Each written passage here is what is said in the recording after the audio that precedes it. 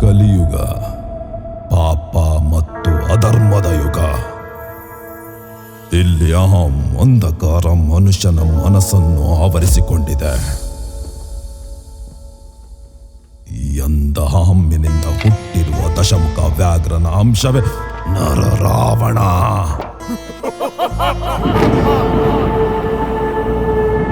ತ್ರೇತಾಯುಗದಲ್ಲಿ ವಿನಾಶ ತಾಂಡವ ಆಡಿದ್ದ ರಾವಣ ಕಲಿಯುಗದಲ್ಲಿ ಆ ರಾವಣನ ಅಂಶ ತನ್ನ ದುಷ್ಟ ಗುಣಗಳನ್ನು ಎಲ್ಲ ಕಡೆ ಪಸರಿಸಿ ಇನ್ನಷ್ಟು ಶಕ್ತಿಶಾಲಿಯಾಗಿದ್ದಾನೆ.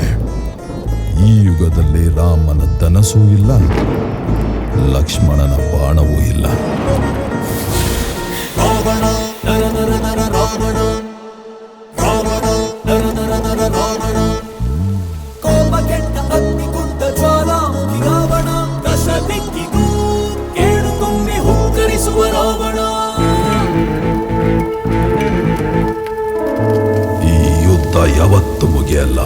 ಇದು ಹೊಸ ಹೊಸ ರೂಪ ತಾಳಿ ಬರ್ತಾನೆ ಇರುತ್ತೆ.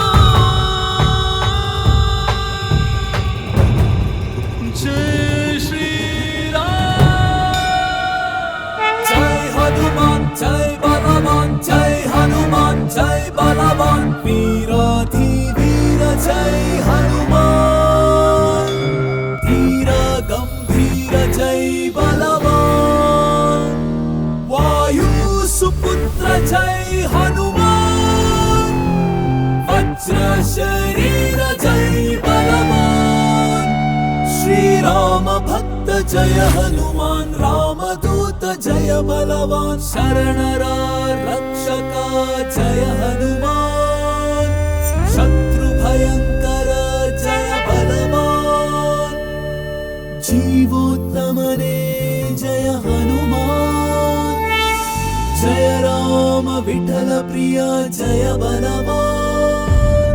जय श्री राम.